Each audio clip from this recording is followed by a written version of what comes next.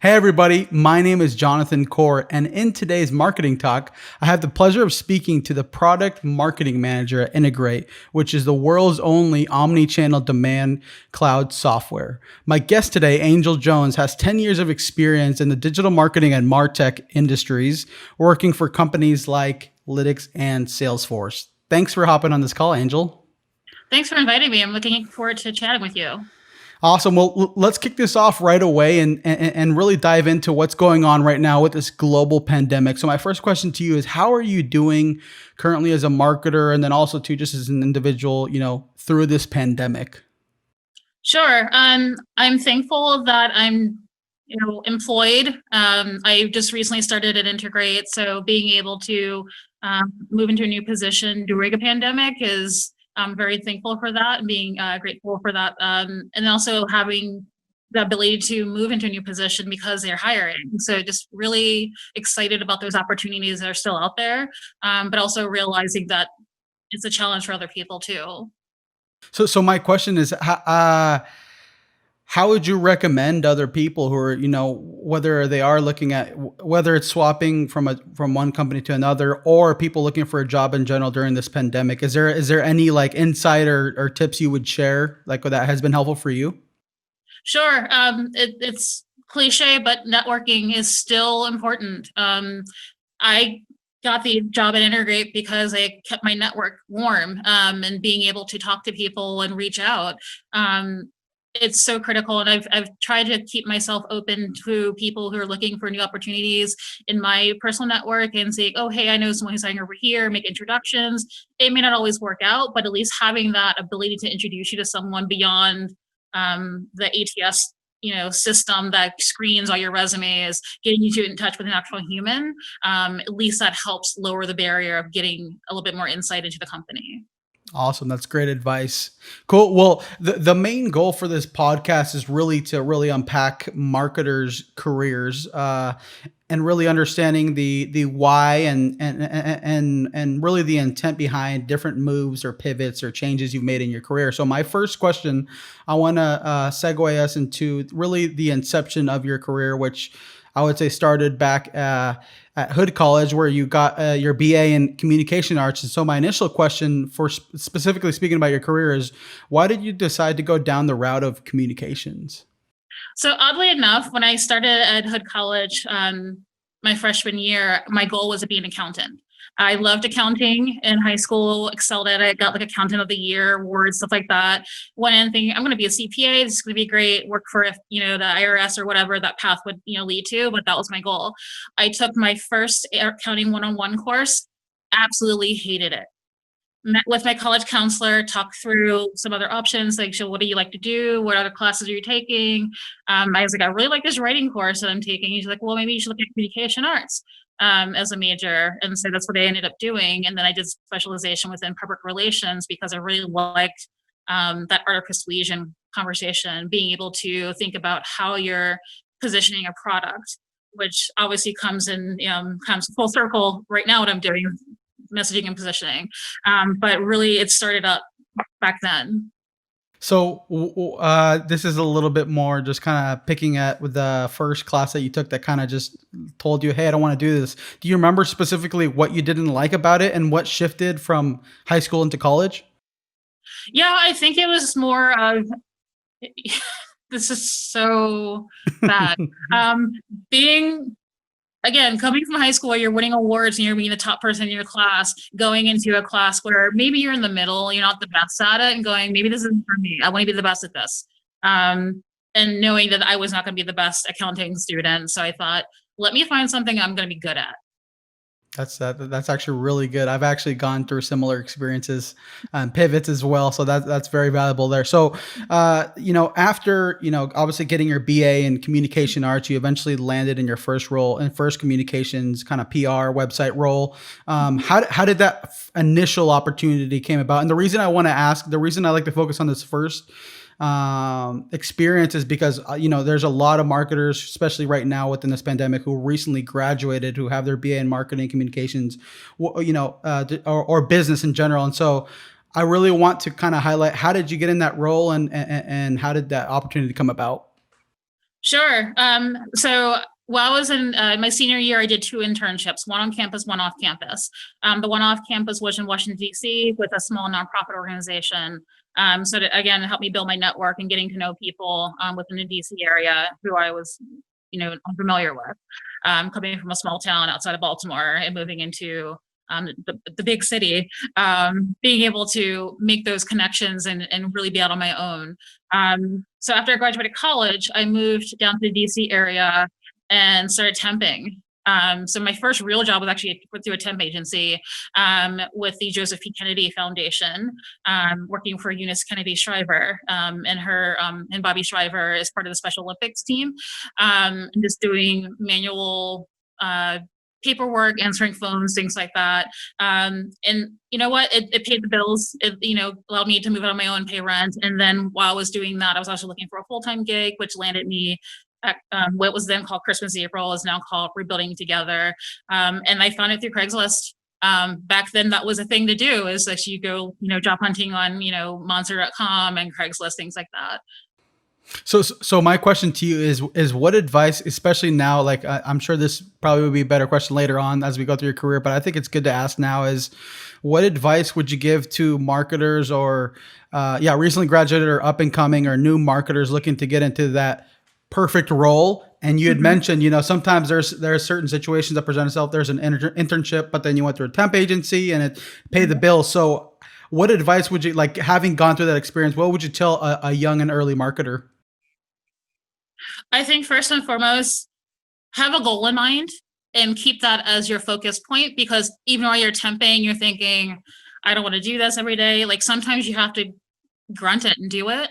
And then continue going out and expanding your network. I was fortunate enough in that the person who hired me at Christmas in April is still my mentor.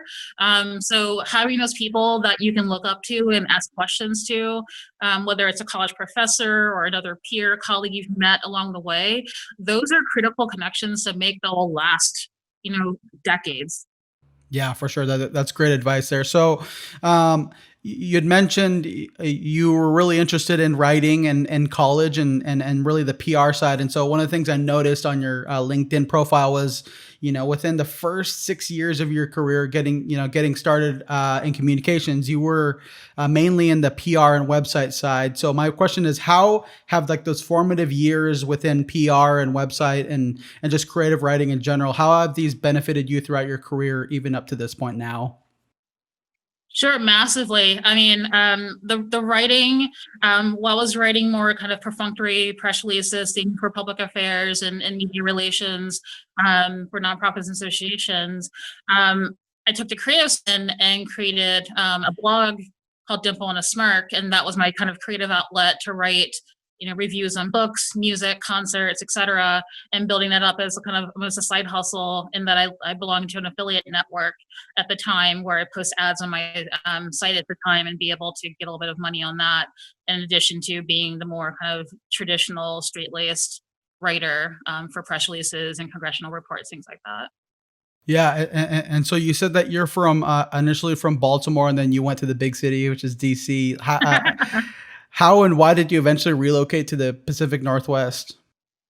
I got tired of living in AC.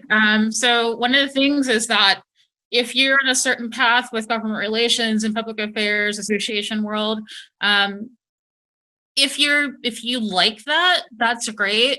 My problem is I don't like going to happy hour events and people asking, so who do you work for? What do you do? And then determining whether or not to continue a conversation based on what you answer.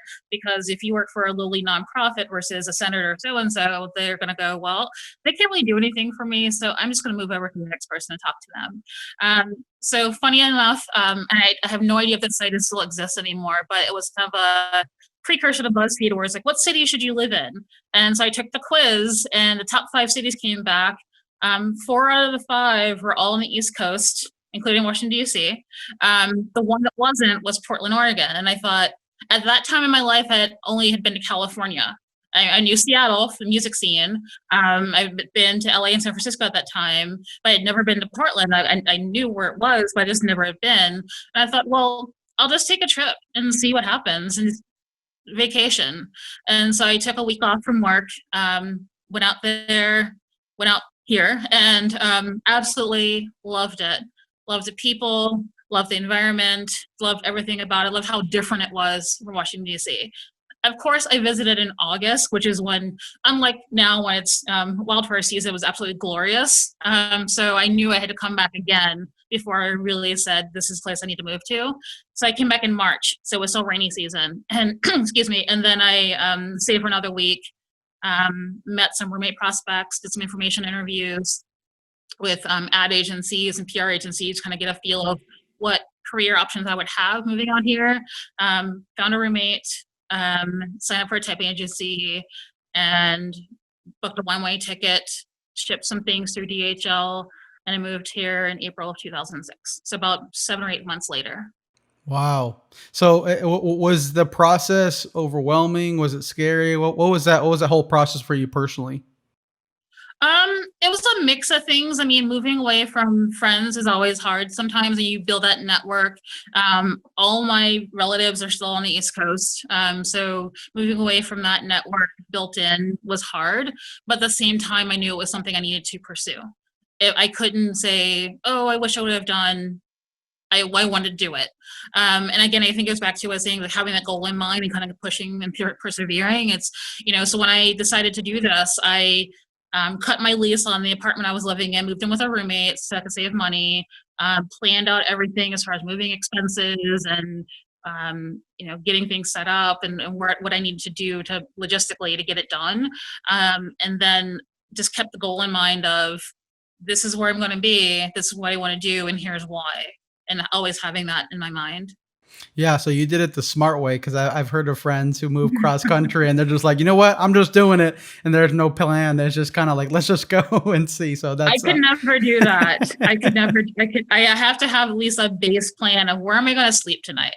Yep, yep, for sure, totally. Yeah. So that eventually segues us into 2006, which is what you're saying. You eventually began. I would say, based off of LinkedIn, you can correct me or not, the project management part of your career in marketing. And so my question is, how has the ability, from that start, obviously over the years, having more project management roles within different agencies and companies, is like, how has that been beneficial for you working both in the agency space, but then also too as an in-house marketer?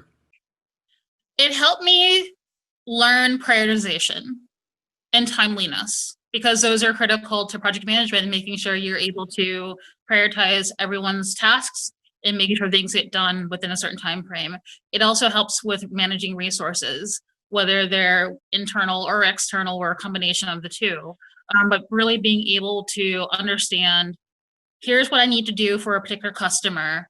What do I need to do to deliver that? And talk to different people. Like all those communication things are so critical. And I think obviously not everyone can be a project manager or has an interest in that, but I do think it's a great skill set to have and understanding. And I think in hindsight, thinking about how I moved, I think part of that was because I had like a checklist of things I needed to do. So it wasn't a Gantt chart necessarily, but it was an opportunity to say, here are all the things I need to do. If this is a date I want to move, my plane tickets for April 23rd, 2006. I need to have all these things done before I get on the plane. So I think in some ways that helped. Yeah, for sure. So you mentioned, or you implied that, project management isn't for everyone. So my question is to you, what types of people do well in project management type positions? I think you have to have an eye for the specifics. You can't necessarily gloss over things because the team is looking to you to make sure they have all the details ready to go. And all the dependencies, if someone's working on this over here and this over here, when those things need to collide. They need that orchestration to happen. So you have to be kind of that conductor of all the chaos. So if you love the chaos, project management may not be an ideal situation because you need to be rise above it a little bit and get out of the chaos. Yeah, for sure. And so specifically with project management, I was going to ask you. So I know from a project management side, every customer, every client that you have is unique and different based off of what scope of work, different aspects of the actual project or job that you're doing. But my question is there any high level? Because I remember when you first were talking about it, you said that it's really prioritizing what matters most. Like from a high level view, maybe not like on a client basis, but is there some knowledge or tips you can share as far as like what matters in marketing, and then what's kind of the fluff within marketing from a project management aspect? Sure. I think what matters within marketing is understanding who's your end customer. Who's the person who's going to approve everything? Who's the person who's going to be, and obviously there's different, methodologies around, like, the RACI formula, things like that. But who's the person who's responsible? Who's the person who's accountable? Who's consulted? Who's informed? Really understanding who those people are, because that will help you prioritize the level of importance. Because especially within an agency or even in internal marketing or SaaS companies, you're going to have a lot of people coming at you with points of views, perspectives, feedback.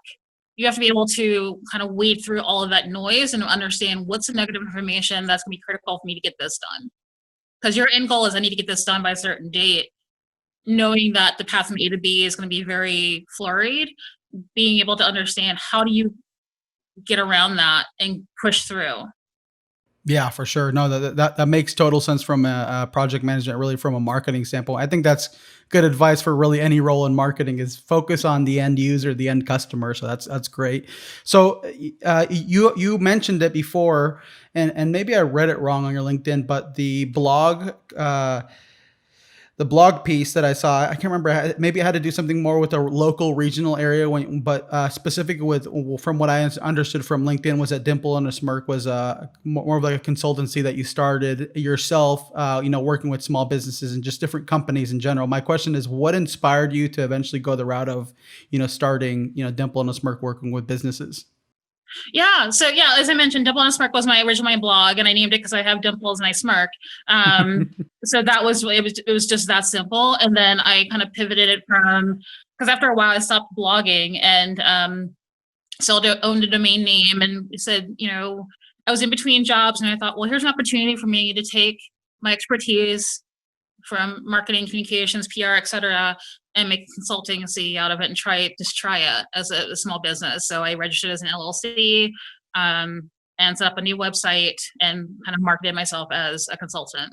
And I was fortunate enough to work with some local nonprofits and small businesses and within the Portland area, as well as one in Boston, providing them with some marketing strategy, digital marketing strategy in particular, social media techniques, and just kind of best practices to get them up and running. And that was just something that was passionate for me, because I know that a lot of small companies don't really have the bandwidth and resources to hire someone full time, but they would benefit from marketing or marketers' expertise. And so that was something I thought, well, here's a way for me to continue to extend my network, get to know people, and then also provide a service. Yeah. So my question to you is, working with different nonprofits and small businesses, like you mentioned, who don't maybe have the bandwidth or resources. Uh, what worked for you from an actual, how did you actually, maybe from a high level view, how did you approach helping small businesses or nonprofits when you came in and provided those services? Sure. The first thing I did was just try to understand what they were actually looking for, because some of them have said, I have a website, or I have a bunch of spreadsheets that I want to translate into a CRM, or I have, I signed up for Twitter, but I don't know actually what I'm doing, or I signed up for Facebook and I don't know what I'm doing, or I signed up for Instagram, I don't know what I'm doing. But really just being able to help them figure out, where's your core audience existing, like who's your target audience, what are you selling to them? So for example, if you're a nonprofit aiming at people who have a lot of money to give away, well, then Facebook's probably not it. LinkedIn would work. But thinking about where those right audiences are and helping them focus on their efforts and time and energy that they do have, and start mapping out a social media plan, for example, and saying, all right, if you have 5 hours a week from an intern or volunteer who can manage your LinkedIn posts or Twitter posts, here's where the priority needs to be, and mapping that out for them, as well as additional strategies on, all right, you have a website, here's how you can update that, make sure the content's updated. You don't need, a 10-page site. Maybe it's just an about us page and a donate link and links to your social media pages or things like that, where they can learn more information.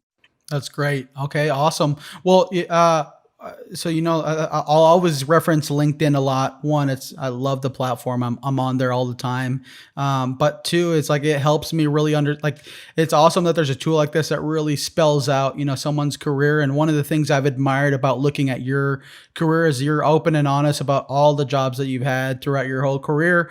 It's interesting. Sometimes I see some high level executives, which isn't a bad thing, but let's say for like a Airbnb or Nike, these CMO type roles.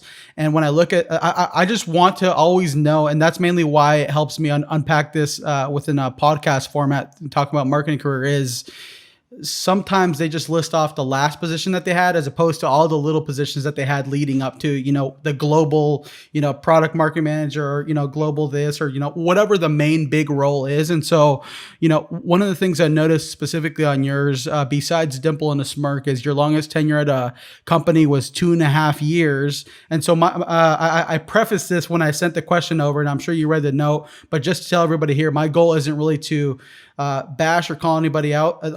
Some people still decide to go down the route of staying at one company for X amount of years and that's it. Some people decide to try different things out. And I'm always curious with the people who try different things out and pivot. And so my question is, you've had experience working for 14 different organizations. Who, or is there a type of person out there that you would recommend maybe taking a similar route as you did, trying and really pivoting throughout your career? Yeah, and it isn't for everyone. For me, it comes from a place of, am I continuing to learn and grow? And looking for opportunities to continue learning and growing. Some people will be happy in a career and stay for a place for 10 plus years, and I can't fault that. That's great. That's not me. I know to date, that's not me. I like looking for opportunities to continue challenging myself, learning more information, making an impact on something or a process within an organization, and then it may be time to move on if there's not a room for growth in that organization. So I don't necessarily know if there's a recommendation for people, but I think people need to know what compels them to go into a position. Is it because it's a paycheck, which is fine? Is it because this is their career path and they're passionate about their career and they want to continue learning more, but that might not be an opportunity within their current organization? Then maybe if they need to look at other opportunities that I did. So I think it's a mix of those things of thinking about personally and professionally, where's your passion lie and where do you want to continue growing? Is it a personal hobby or interest, and then the professional is to pay the bills, or is it more the professional is that's what your passion is and that's where you continue growing? Yeah, and I've met several marketers who do fall under which is, like I said, it's not a bad thing to stay at an organization for 10, 20, even 30 years. But my question to you, maybe this will bring some insight for people who maybe have considered for the past few weeks, months, or maybe even years or decades of, hey, I want to try something different. What are some of those indicators that you notice towards the end of your tenure at a specific organization that you're like, okay, like what are those things that you think are processed internally in order to finally find a way to, potentially pivot? Sure. I think it comes down to, are you happy continuing? And if you're there for, over a year, there's gonna be certain things that are gonna be a set routine. Are you okay with that routine? And some people just are. They like that routine. They like that consistency, and that's okay. At some point, there may come a day where you're like, you know what, I want to change it up. Maybe every day I have a peanut butter sandwich. Next time I want to have peanut butter and jelly sandwich to make it, foodie. But I think in some ways it's that it comes down to that of, am I happy with what I'm doing right now? Or is it time to look at something else and explore that option? And there's other ways to do that. There's tons of different volunteering opportunities now to think about before you make a big leap to say, is this what I want to do? Especially if you're like thinking about pivoting to a different career path, or just kind of dip your toe in something. Volunteering gives you an opportunity to try it out and see if it's really something you want to do long term. That's actually a really good advice with their volunteering. No, that sounds like a viable option to dip your toes and try something different. So over the course of your career, you've worked in the nonprofit, government relations, agency, insurance, tech, veterinary, and consultancy, like just industries. My question is, how has this breadth of knowledge and different industries strengthen you as a marketer today, and specifically within your role at Integrate? Sure. I think if nothing else, it helps me bring different perspectives on customers and use cases and being able to articulate different points of view and thinking about how potentially we may market or position a product to governmental agencies versus a nonprofit versus a fellow SaaS company. Thinking about how communicating with other people, both internally within my team and also externally with vendors or other peers. I think it's helpful to understand where they're coming from, and I've been able to work in those different places, and I think commonality is the people that I've met, and building that network and being able to talk to them and understanding where they're coming from, and that helps me understand, in some ways, developing personas and understanding, okay, this person has this role, how will they be doing this with this tool? How would they use it? And have that in mind. Yeah, for sure. So, a question unpacking that real quick. So, an industry outside of tech, because you're in tech right now, what other industry do you think that you've been a part of has been the most beneficial for you in your career? That you can be like, oh well, like there's some knowledge or insight or wisdom that you've gained there that is applicable to tech specifically. Sure. I think nonprofits, honestly, just because of the scrappiness of working with limited budgets, limited resources as far as manpower, human power, and being able to think about, how do I solve this, and having to solve something because someone's waiting for you to do something, especially if you're in the industry where you're helping other people because they're relying on you for a service.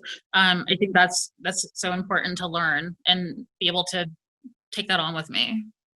Yeah. So within nonprofit, I noted I didn't add this question because sometimes I realize I have too many questions, and I'm like, I always want to get through as many as I can. But I figured, hey, let's just throw this in since it's relevant to what you're talking about, nonprofits. Is I noticed that your volunteer experience, there was an extensive amount of time within Girl Co or Girl.co or something. I can't remember how. Girls Inc. Girls Inc. There you go. Okay, Girls Yes. Inc. And so my question is, how have those like volunteer based experience? Because I noticed at Girl Inc. you had taken eventually like a social media role. You were handling the social media and different aspects. How has like volunteering impacted your career as well, or benefited you as a marketer? Sure. Those roles I didn't take to necessarily benefit me personally. It was more of a belief in the mission of the organization. So Girls Inc. in particular, I love the organization and what they're doing. So it was a girls guide where you go through training and then you educate young girls. And I think the girls I had at the time were about in ages 9 to 11. So like elementary schoolish age, and teaching them self-esteem, learning about media bias, learning how to deal with bullies, and being able to educate that core group when they're going through so much stuff now with social media. I can't even imagine being that age right now, and having to deal with everything so being socialized. So that was more of me being personally invested in the organization and the cause. And then I helped with their social media for one of their annual fundraising events, just to help get the word out and help them to publicize and get funding. Fundraiser events in. But yeah, I mean, that I don't necessarily know that professionally benefited me. It was just more of something that I like doing to help people. Yeah, and I think that's really important. Different people find ways to be involved outside of their main roles. I'm sure sometimes your skill set or your experience could benefit something like that, but at the end of the day, it really has to do, obviously, I'm sure, with your personal why and what you believe, and I'm sure the perspective and approach aligned with your own beliefs as well. So that's great to hear. So you wrote, I was as I was reading your LinkedIn bio, you wrote that your passions in marketing really fall or revolve around understanding and articulating marketing technology, and email marketing as well. And so my question is, why are these two subjects the ones that you're the most passionate about? Yeah, I can talk about my love of email. I think it's because it's probably the easiest marketing tool to master, but people just don't do it so well. It's a way to really start building on your audience and understanding how they want to engage with you. It's understanding your audience segments. It's understanding who's involved, who's engaged with your messaging and who's not. and how to get them re-engaged. Like all those kind of like basic core marketing things that people talk about can be done with an email, but people just ignore it and think it's just another channel. It's a communication. It's like, no, there's other things you can be doing with your brand on there. That is unfortunate that people aren't using it to its fullest capacity for a lot of times. But the people who do it really well, and it kind of goes beyond the banning cart messaging and things like that. It's just more of, oh, this person has bought anything in 6 months. Let's show them something new. Or, oh, hey, this person bought likes purple dresses. Let's show them a purple print dress. Things like that where there's a little bit more engagement and insight on who I am as a person. Those things can be done with email and support with MarTech, which is kind of why those two marry together so well for me. And I like being able to understand how those connections are made and how that insights and data can be leveraged to really start targeting people so they are responsive to you and you're meeting them where they are, versus kind of doing the batch and blast approach where you're just kind of carpet bombing everyone and not really thinking about who my target audience is, who do I want to respond to this, and what do I want them to do? And how do I get them to come back and do it again and again and again if you're, in a consumer space? So yeah, and that's honestly one of the things my recent guest, his name is Kirk. He's business development director at a SaaS company, Wordfly, and they're big on email, and he's a big advocate for email. And so my question, I should have asked him, but I'll for sure ask you is, you mentioned email is a phenomenal resource, and people just look at it. People kind of downplay it, and I would agree. I see that all the time within the marketing community. It's not a main focus. It's not the sexy thing to do, I guess, per se within marketing. But you mentioned it's relatively easy to understand and implement. So how would you recommend marketers approach who haven't approached email marketing? How would you recommend, whether there's resources or books or courses that may be beneficial? Sure. I think it really comes down to whatever marketing or email marketing platform they're using, whether it's, a MailChimp or Salesforce Marketing Cloud or something, in the middle of that. Really understanding what they want to do and what that action needs to be. Is it to subscribe to something? Is it to buy something? Is it to get them to re-engage? And really start thinking about the content they're creating. And then from there, you'll be able to understand what message is relevant to particular audiences, my subscribers. Instead of thinking I have 16,000 subscribers, I have 4,000 subscribers who their subscription's coming to an end. I need a message for them. I have 8,000 subscribers who are probably ready for a renewal message. Let's send a message to them. And start thinking about segmentation versus thinking about the whole list. And I think that's where people kind of get stuck, because they're thinking, I have 20,000 subscribers. I don't know what I'm going to do. Think about it in chunks and think about what message is relevant for that particular group. And that'll help you start to understand segmentation. And then you can get the bells and whistles on top of that, as far as like dynamic content and, different, bells and whistles that come with other higher tech, MarTech tools. But just kind of the base level things of understanding segmentation, you get that, you're golden, just to start with. Yeah, and I would say segmentation allows for you to get the best bang out of the subscriber count, or as opposed to trying to be everything for everybody. You're Exactly. something specific for a specific group. So that's great advice there. So my last question before we transition into the rapid fire question for you, Angel, is, what advice would you give to yourself if you had a chance today to sit down with Angel, fresh out of Hood College with her BA in communication arts? What advice would you give her based off of everything you know and have learned up to this point? I would say keep going. I'd probably say pay attention a little bit more to the coding. I stopped coding early on in my career, and I probably should have. I wish I would have continued doing that, just to have that be a little bit more refined than what it is now. One of those people who knows a little bit of everything enough to be dangerous. And so I think it would be nice if I would have been a little bit more proficient in one. But yeah, I think just keep going, and have a goal in mind. Great. Awesome. That's great advice. And it's interesting because I think, what is it? Erin Kelly, who had obviously introduced us, a great guest. She had also said coding as well, and I've had a few other guests who have mentioned coding. So that's It's a really interesting take. So hopefully for those of you that are young or like really regardless where you're at in your career, learn coding. There's a lot of free softwares out or a lot of free like boot camps that you can take and learn Yes. coding. So that's great. So I'm going to transition us now into the last part, which is the rapid fire question. And so my first question is, what is your current favorite marketing tool or software that is not Integrate? um, Great question. Google Analytics. Great, Google Analytics. So now, what is the best resource that has been useful for you to become a better marketer? And let me give an example. It could be a newsletter, specific newsletter, a specific course, podcast, or a blog. Um, Funny enough, I was gonna say actually say a Slack channel. Because there's so many great Slack channels out there, like serial marketers, the Product Marketing Alliance, that are really great, and it's an easy way to start getting introduced to other people who are in that profession, especially serial marketers. It's all marketers, so it doesn't matter if you're a SaaS or internal or nonprofit. It's anyone who's a marketer. I think that's a great opportunity to start engaging with other people who are in this space. Yeah, and sorry, just to clarify, did you say serial marketer? Yes, so Okay, I see. SERIAL. Yeah.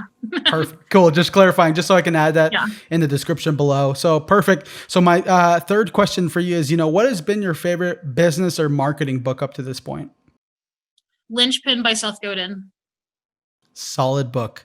Now, my last question in the rapid fire questions is, who is your favorite marketer that you've either had the chance to work with up close or somebody you've admired from afar? Seth Godin. Perfect. I read him literally I read his blog posts every day. I have not had a chance to meet him, but I've read most of his books. I think probably 95% of his books. Listen to his podcast Akimbo. He's just that person that continues challenging marketing and thoughts on how you market and how you're choosing to identify who your target audience is. And sometimes I don't agree with him, but I think that makes me a better person because I think, all right, well, great. Why am I thinking, why do I disagree with them? And kind of go down that path of, okay, great. Well, actually he's right. So sometimes it comes like, actually he's right. And it makes me change my mind. But the other times I think about it, go, well, actually, this is my point of view. I'm going to stick with it. But just having that continual challenging, I think makes you a better person and continue to think about why do you do what you do. Yeah, and honestly, like this is kind of like an approach I've taken, and maybe a lot of people will disagree. But my thing is like the smartest thing you can do is change your mind because it's hard when you've been programmed a certain way and not being open to other possibilities or other perspectives to be able to influence your thought process, especially within marketing, which is changing all the time. Absolutely. Awesome. So if people are interested in getting in contact with you, Angel, what are some of the best platforms they can engage with you on? Sure. LinkedIn. That's probably the place I'm most consistent, honestly. I would say if the caveat that if you are going to ask to connect with me, mention you saw me on Jonathan's podcast, because otherwise I probably won't accept you. I'm getting a little bit more discerning because I get a lot of like salespeople coming and going, oh, we have similar people in common, and look at their profile. We have absolutely no one in common as far as connections. So I'm looking at people's requests for connecting, and I don't accept everyone. So mention you saw me on Jonathan, and at least that way I know you saw this part. Perfect. Well, no, that really helps, and I agree. I've taken the wrong approach on kind of adding everybody and or at least accepting everybody, and so many sales requests there. Yes. So what you're doing is wise. So awesome. Well, thank you so much, Angel, for hopping on the podcast and really sharing your knowledge, experience, career, and resources with me in the marketing community. Great. Thank you so much for inviting me. This has been really fun.